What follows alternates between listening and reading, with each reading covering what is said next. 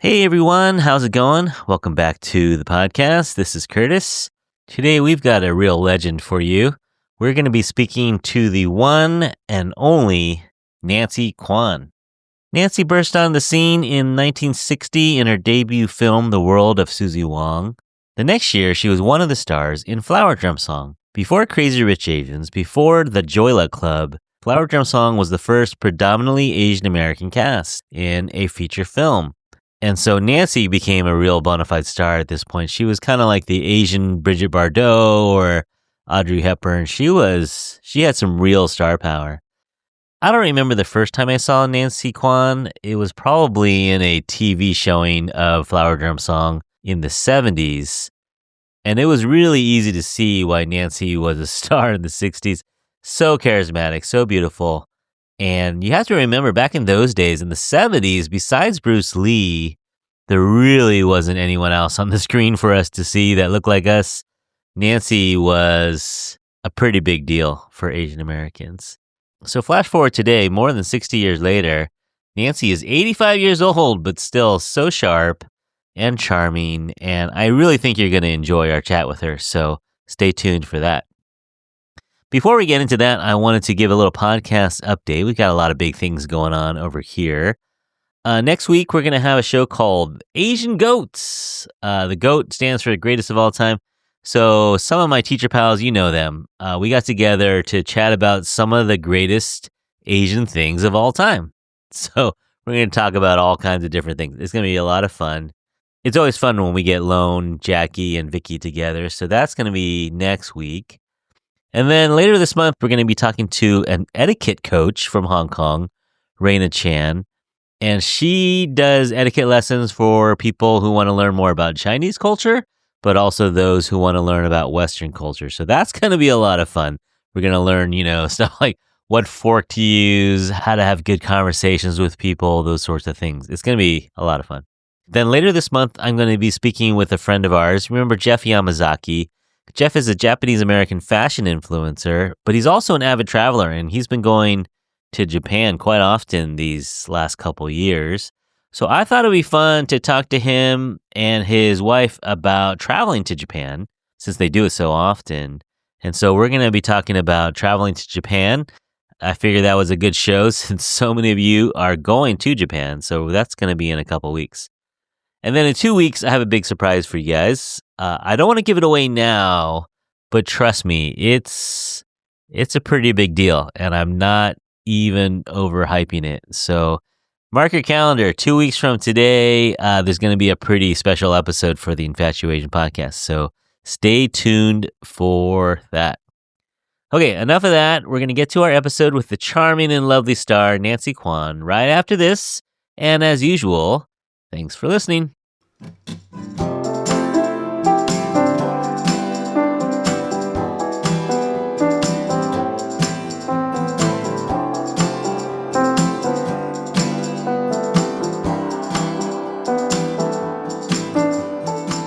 It's not every day that you get to speak to one of your heroes and idols, and today is one of those days. We are going to be speaking with Nancy Kwan. If you don't know who Nancy Kwan is, she's been in over 50 productions, TV and movies. She's a dancer, actor, and producer. Maybe most famously known for The World of Suzie Wong, and of course the film version of Flower Drum Song. And now, on April 22nd, a published author of the book called The World of Nancy Kwan. So please welcome Nancy Kwan. Hey, Nancy. Hi, how are you? I'm great. Where are you calling in from? Los Angeles. I live in Los Angeles, so calling in from Los Angeles. You're not far at all. No, very close. Yeah. We like to ask our guests in the Asian way, have you eaten yet? Now it's kind of in the afternoon, so 食飯未啊? 食咗啦，你食飯未啊? Yeah, I have too. Thank you.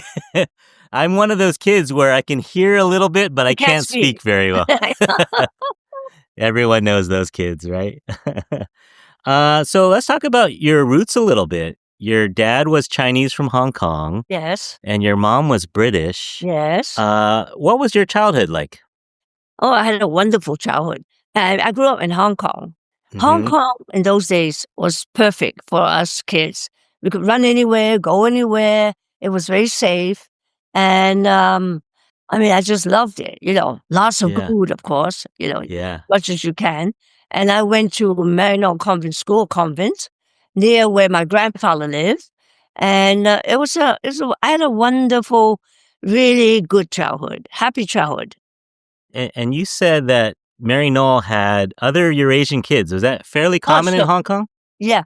No, during those days, there were two really major schools I know of, Diocesan Girls' School and Maryknoll.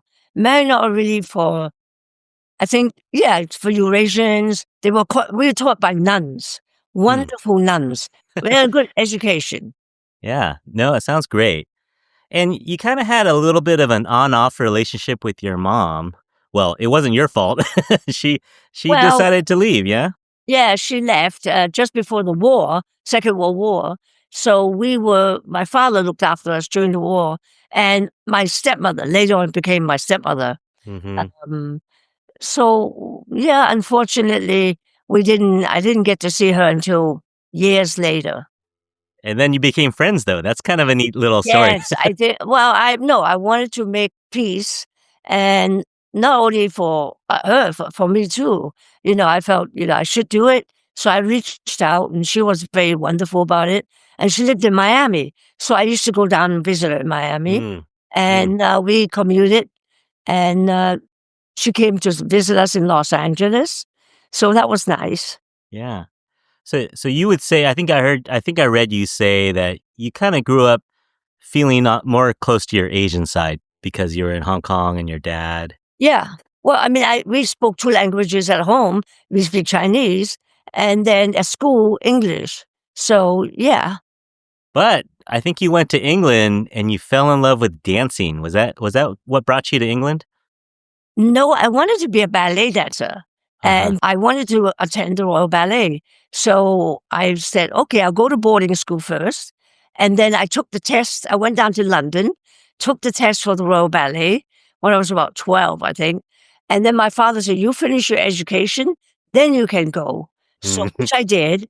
I went to boarding school, finished my education, and then went to London to attend the Royal Ballet. And would you say that was your first love, was dancing? Yeah, I would say yes. I've wanted to be a ballet dancer. When I was in Hong Kong, I was already taking ballet. Oh, okay. So, I was like maybe 7 or 8. Oh. I danced all the way through. And even when I was in boarding school, I used to take off once a week, go to Manchester, and attend ballet school. Oh, wow. So that kind of led to one of these more fortuitous events where they're doing, the book for Suzie Wong, The World of Suzie Wong, came out in 1959, 58 or 59, and they were saying they're going to turn it into a movie. How did you end up auditioning for that film? I was on holiday in Hong Kong. Okay. Summer holidays. And my father designed the studio where they were testing some of my favorite Chinese movie stars. So I said to my father, do you think it's okay if I go up there and watch them work? I've never seen them, and they're testing for this, from this book, The World of Suzie Wong. So my father said, okay, you can go, So I went up there, and I was standing around the corner trying to keep out, of anyone's way, and watching my favorite actresses. And then suddenly a voice says to me, are you here for the test? I said, oh, no. I said, I'm just watching. I'm just, I'm a ballet dancer. I'm not an actress. He said, would you like to test? I said, well, no, I don't know anything about acting. I'm a dancer, a ballet dancer. And he said, nah, why don't you do a test? Why don't you sit in the chair over there? So he pointed away and said, just sit there. And I'll ask you a few questions and see, we're going to have fun. Don't worry about it. So I said, well, okay, all right. So I sat in the chair, put the lights on me, the camera, action, the answer. They called action. And then every time he asked me a question, I felt so silly. I burst out laughing. I was giggling and laughing and giggling like an idiot. So, well, a few weeks later, maybe about 5 or 6, I'm not sure. Oh, okay. Um, my father gets a letter from Ray Starr, the producer of the Oh. World of Suzie Wong, and said they liked my screen test. And I went, "What?" I said they would like to give me a 6 months contract to go to Hollywood, make study acting with one of the best acting coaches, make another screening and another screen test, and I also get paid for it. This 6 months. So I said, Daddy, I've never been to America. Always wanted to go. Yeah. Please, okay, you can go. But then he says, where are we going to stay? I said, I don't know. So Ray Starr suggested the Studio Club. Studio Club in those days was a place for women only. It Mhm. was a fantastic place, I must say, because the first morning when I went down to breakfast, in this room, there were hundreds of women from all different parts of the globe, Mhm. speak different languages, and they all looked so beautiful. I Mhm. mean, they were gorgeous. And I thought to myself, oh, I think I'm going to like this place. Yeah. And I think you said that they were looking for someone who was innocent and vivacious to be Susie Wong, because that kind of describes her. And so just maybe worked out that you had no experience. Everyone else was trying hard to be innocent and vivacious, but you were just a kid. You were what, 19 or 20 years old? Yeah, And you just had that innocence about you and the vivaciousness? I guess so. I really didn't know what I was doing. And I was just answering questions and laughing and giggling and being embarrassed. And Yeah. so, Yeah. Well, this was kind of a departure too, because I think in the times, early before you, they might not have cast an Asian person as Susie Wong, you that's know? true. But Ray Starr wanted an Asian girl to play the role. There were a lot of young American actresses here that wanted the role, but he said, no, I want an Asian girl to play the role. Mm, So I think, well, definitely he was right about that. I mean, it's a book based on a yeah. Asian girl in Hong Kong, so, and changes were happening in Hollywood. When I was there, it was during the early 60s. Yeah. And there were a lot of changes. The studio system was going out, and independent films were coming in, and a lot of changes going on. I think it was Yeah. an exciting time. And Ray Yeah. said, nope, nope, I want to cast an Asian girl this time, not a Caucasian made up to look like an Asian. Yeah. Yeah. No, perfect. You were in the right place at the right time. Exactly. It Yeah. is timing. Everything in life, I think, is timing. Yeah. Can I get you to tell this one story about how innocent you were? There was a scene where William Holden is supposed to take off your clothes, and underneath it, you're supposed to have black lingerie, but you were so shy or such an innocent kid, you put a slip-on over your lingerie. I know. Everybody went nuts. The producer and the director went, "What? Where's your black underwear and everything?" I said, "Well, I thought it was too risque." He said, "No, no, it's not. It's perfect for the role, and it's perfect for this moment for the scene." Yeah. That's right. Yeah, yeah, but I can, I have a 15-year-old daughter, and I could see how just a kid, you wouldn't be used to that, taking off your clothes in front of everybody, right? Well, I don't know, taking off the clothes, but it's true. I mean, that is true.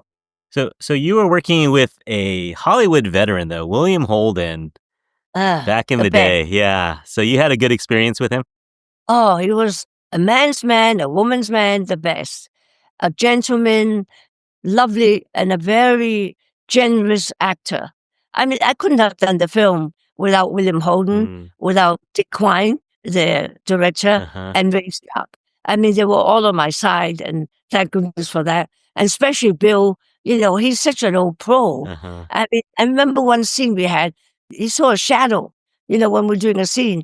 And so he kind of moved me away, into the light. Oh, He's wow. that kind of actor, that kind of person too. Very generous. Wow. I learned a lot from him. You learn from the masters. Mhm. Who were your stars when you were growing up? Who did you watch? Who did you love watching? I don't know, I loved American movies. My first film that I ever saw was The Wizard of Oz. Oh, uh-huh. Oh, I loved it. Yeah. I mean, the whole family went to see that. Yeah. So every Saturday, we used to see double features in Hong Kong, Uh-huh.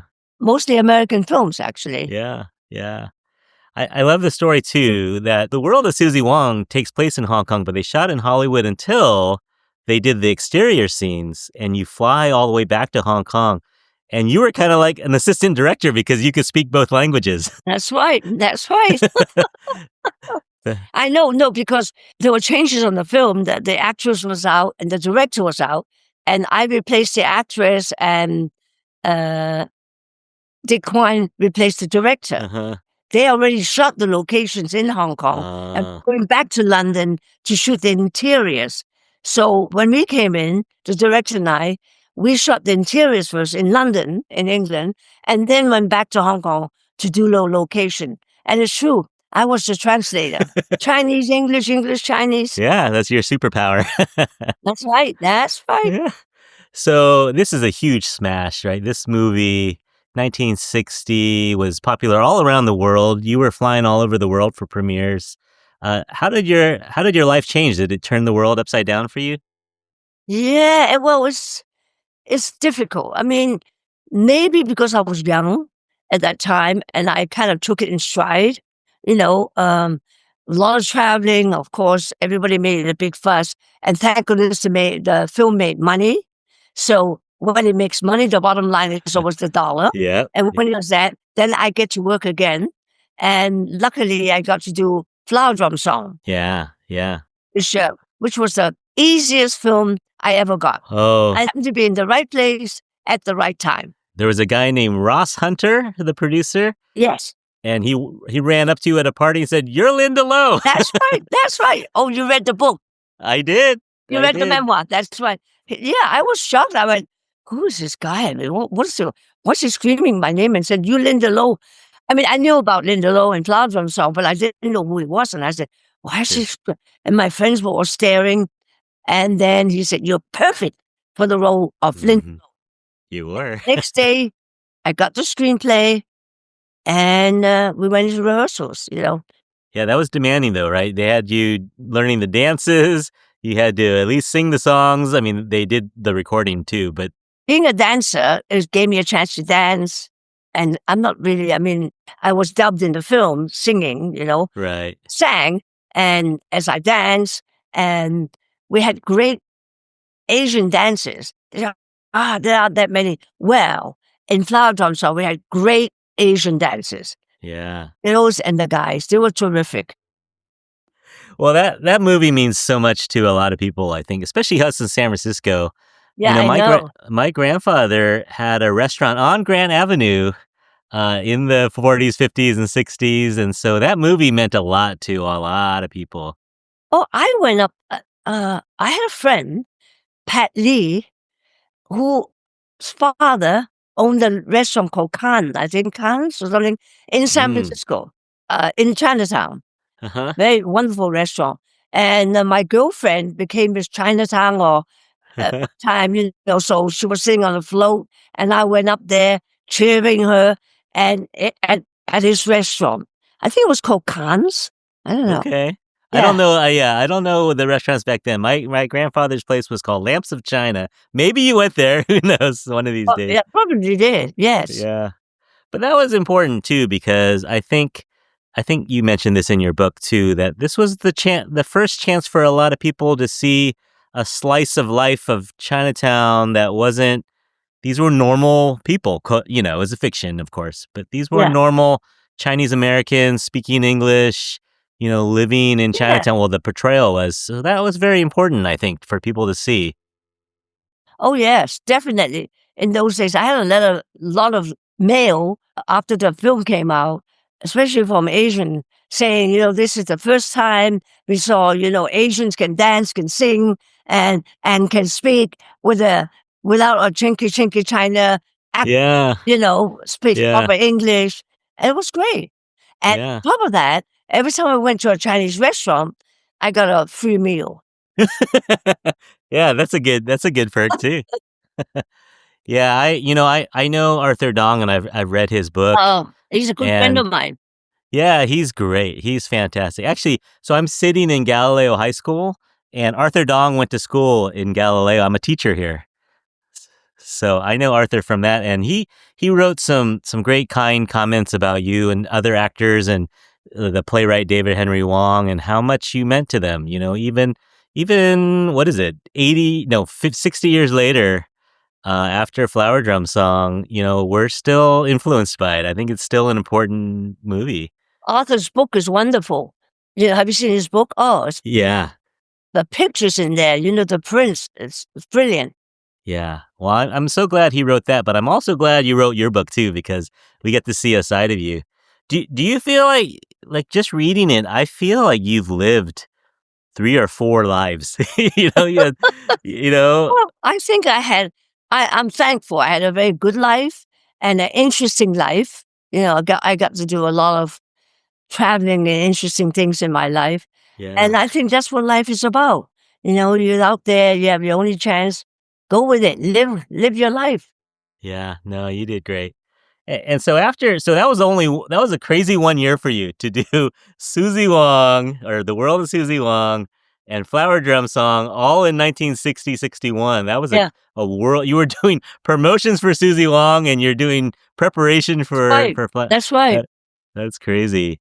And then you became a superstar after that. I think you were, you know, after Anime Wong, I think you were the first Asian superstar that everyone wanted to work with. There's a funny story of you and Elvis. Yes. Yes. That was let's see, after Susie Wong, yeah. And one day I get a call from my agent. He said, "This producer wants to talk to you about a film at Paramount." So I said, "Okay." So I go there and I go in Paramount to the studio. I get to the stage and I go in there and there's no one there. So I'm looking around this big, huge stage, empty stage, and in comes Elvis with his guitar and his croonies. He's always traveling with his buddies, you know, he had three Yeah. buddies. And he says, "I'm Elvis Presley." I said, "Oh, yeah." And he said, "I want you to listen. I'm going to sing you a song." I said, "Sure, okay." So they got me a chair. I sat there, and he sang, I think, the Hawaiian wedding song or something like that. Uh-huh. He said, "It's a song." He said, "It's going to be in the film that he's going to do, and he wants me to do the film with him." And of course, after he finished, I jumped up and I applauded like an idiot. I mean, I thought it was just great. I always liked Elvis, you know, and Yeah. I him and such a showman, you know. Unfortunately, it was the same time as Flower Drum Song. Yeah. I was already committed to Flower Drum Song, but at Uh, least I got Elvis to sing to me. you could have been in Blue Hawaii. That That's would have been right. amazing. That would have been amazing. So you were in high demand at this time. Oh yeah, you know, when you do a successful film, that's what happens. At Yeah. least for they call it what, the 15 minutes of fame or whatever. Well, no, you were longer than 15 minutes for sure. You even got nominated for a Golden Globe Award. Yeah, Amazing. And so this was an interesting time in Hollywood, like you said. And one thing that I thought was cool is you worked on a film called The Main Attraction, yeah. and you weren't necessarily an Asian character. That was very stark. You know, he wanted me to be play other nationalities, so I wouldn't be only just playing Asians. He said, "You can do it." I was under contract to him, so if it was successful, he gets to make a lot of money. So he said, "Look, I'm going to have John Patrick, who wrote the World of Suzie Wong, write this. It's about a circus, and I think it'd be perfect for the bareback rider, a circus performer." And Uh-huh. Pat Boone, who was very popular at that time, wanted to change his image. And he said, you know, and so you both get to play something different, something you haven't done before. Sounds Yeah. very good. I said, okay, why not? You know, so that's how I got into this maid attraction. Yes. Yeah. So that's kind of cool. So Hollywood, it wasn't overnight, but it was changing a little bit. Yeah, it was. And as you say, even to today, I think Asians still have a hard time getting, I'm not just saying getting roles, but substantial roles, Yeah. you know? Yeah. I mean, here we are 60 years later. It's still a little bit of a struggle. Yeah. Yeah. But it's slowly the awareness is there, and more Asians are settled here in the Yeah. business as, you know, Yeah. behind the scene, producers, directors, that makes it writers, that makes Yeah. a difference. Huge. Yeah, I mean, and you even bumped into a young Bruce Lee. He was doing fight choreography for you. Yeah, we were good friends. Bruce is also from Hong Kong. And San Francisco. Yeah, both of us are from Hong Kong. And he went to La Salle. I went to Marino, Catholic nuns. They were very Uh-huh. close to each other, the two schools. But I didn't meet Bruce in Hong Kong. I met him on One of your movies. Yeah, he was. with Sharon Tate Yeah. and Dean Martin. Right, D. Martin. Yeah. And you were supposed to do a kung fu fight, so he came in to kind of choreograph for you guys. Yeah, he was our teacher, Bruce. And then when I got to know him, he said, Nancy, he said, I'm going to go back to Hong Kong and become a big martial arts star. That he had it all planned out, and it worked for him. Yeah. And I really, when I heard that, I said, I believe you. Yeah. That's great. Yeah, my mom was born in Chinese hospital in Chinatown, 1940, Yeah, and he was also born in Chinese hospital in 1940. So right. That's right. yeah, so that's kind of cool. The Wrecking Crew. That was the Oh, that was yeah. the film that Bruce was the stunt coordinator or whatever. That's right. So you were doing movies fairly regularly, but did you get tired of the roles you were getting, or you ended up moving back to Hong Kong? I mean, you had other reasons too. It was personal reasons. My father wasn't well, and so I wanted to spend time with him. So I moved back there, and he passed away. So Mm-hmm. then I was offered to run a company, and even when I was in Southeast Asia, I worked a lot. I worked in the Philippines, in Thailand.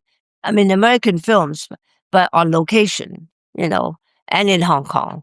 So Mm-hmm. I was kept busy, but the move was for my dad. And you ended up raising your son there too. That's kind of Yeah, cool. yeah.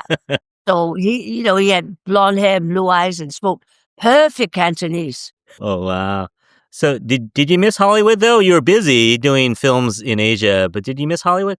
No, not really. I mean, during that time, my agent said to me, if you go, you'll never get a job again. I can't get you a job. And I said, listen, I gotta go. And there are other things in Yeah. life to do. And I think in your book you said that you started doing some production work and you loved it. You loved doing the production stuff. Yeah, I was learning too. I was offered to run a company, production company. In the beginning, it was fun and everything, but I realized I wanted to be out in the field. I wanted to direct and be behind the camera, not, going out and getting jobs and having lunches that I Mm-hmm. was interested in that. But when you're the CEO, you're supposed to do that. That's really your job. Yeah. Would you do anything different in your life, do you think? That's a question. Not really. I don't. No, I mean, we all have regrets. We didn't do this, or I missed out on that film. I should have done that. But there's nothing major that changed my life or made me so unhappy that I said, "Oh, I wish I had done differently." No. So when you ask me the question, no, I pretty much did what I wanted to do. Yeah. Yes, I'm glad I had the opportunity to do that. So. Yeah. No, you've had a good life. It's fun to read about. I really enjoyed this book. Is this something that you thought about writing for a long time, or is this something just kind of recently you thought maybe I should write this stuff down? What, the memoir? Yeah. Well, it was both. Kevin Kwan, my cousin, Yeah, that's right. is the one that encouraged me. Said, Nancy, you've got to write your life story, your autobiography, your memoir. I said, why? It's not that interesting. What? He said, you had an interesting life. Write it. You got to write it. Mm-hmm. Okay. So I found the perfect person to write with me, my collaborator. And I thought, well, why not? Let's do it. So that's what I did. And it took a few years, but you read it, right? I think it's Yeah. well, and I think it's fun reading. Let's put it that way. No, it's great. It's fantastic. Everyone out there, go get a copy of The World of Nancy Kwan. It'll be available April 22nd, everywhere you get books. It's a really, really fun read. You can read it yourself and then also give it to your parents, let them read it. Everyone probably knows Nancy Kwan from one world or another, but it is a great book. Congratulations on writing it. Thank you. Are you going to be doing any book tour? Are you going to be coming around to talk about the book with live audiences? Yeah. I think they're trying to get me to do some book signing, and go to film festival and do book signing there. So yes, maybe I'll end up in San Francisco. You never know. I hope so. I hope I get to meet you in person. That would be great. Yeah. What else is new, Phil? Besides the book, what's new for Nancy Kwan? I don't know. I mean, someone else asked me that. Um, Today I'm getting too old for this. Just whatever life brings. I want to have a good life. Yeah. I like to meditate and all this and practice my Tai Chi, so also have downtime, quiet time. Yeah. It's very important for one. Stay centered. Yeah. No, you've earned it. You could take your downtime as much as you want. All right. Well, this has been an absolute pleasure speaking with you, Nancy. Thank you so much for giving us some of your time. And you too. Pleasure speaking with you. Thank you so much. I hope I see you in San Francisco. Yeah, I hope so. Good luck with everything, and we'll talk to you soon. And say hello to your mom. Oh, yeah. You want to say hi to her name is Brenda. You want to say hi to Brenda? Yes. Hi, Brenda. All right. You'll make her day. That'll be really fun. All right. Thank you so much, Nancy. We'll talk to you later. Okay. Bye-bye. Bye-bye.